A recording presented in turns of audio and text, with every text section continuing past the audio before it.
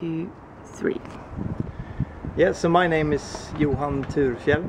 I am an artist living in Stockholm, in Sweden, and I was asked to participate in this project because I normally work with art that involves sort of storytelling and telling things about certain people, certain events. My own life is taking a big part in what I do as an artist.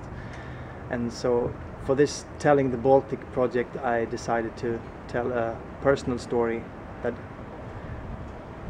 has something to do with the project. It's a story about a man who actually lives on a small island in the Baltic Sea. And I present it with photographs. That's it, basically. You want me to say something more about it?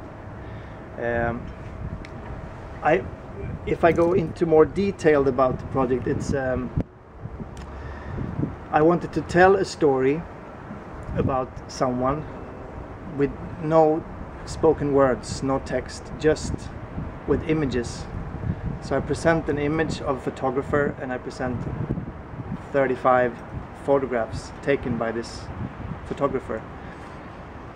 And then it's up to the audience to believe if the photographs are his photographs or not. And why did this man fascinate you who lives on the island?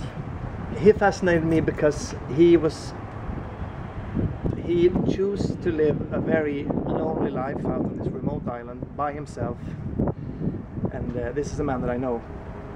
And he only gets visitors, you know, from time a few weeks every summer, but the rest of the year he spends there by himself. And there is a certain sense of romanticism around an old man living alone in an island. On an island, you start to think about, you know, Ernest Hemingway type of The Old Man and the Sea and things like that. And I wanted to present him.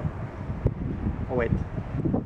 When I told the story about him to the other ones in this group, in this project, I realized that when I just told him that he's a photographer and he lives out there on the island, he takes photographs every day from this island, then I realized that people were making their own images in their heads, thinking that, okay, they see this romantic picture of this man with his camera, he goes down to the water every day and takes photographs, and only I know that that is not the case. His life is kind of harsh and it's really lonely, and he doesn't, you know, he's sick and he's, you know, starting to get very old, and it's not a good environment for him to be in. But the only thing that people hear is this romantic story about a man living by the sea. So what I decided to do was to take his pictures, to show a picture of him and show pictures that he had taken.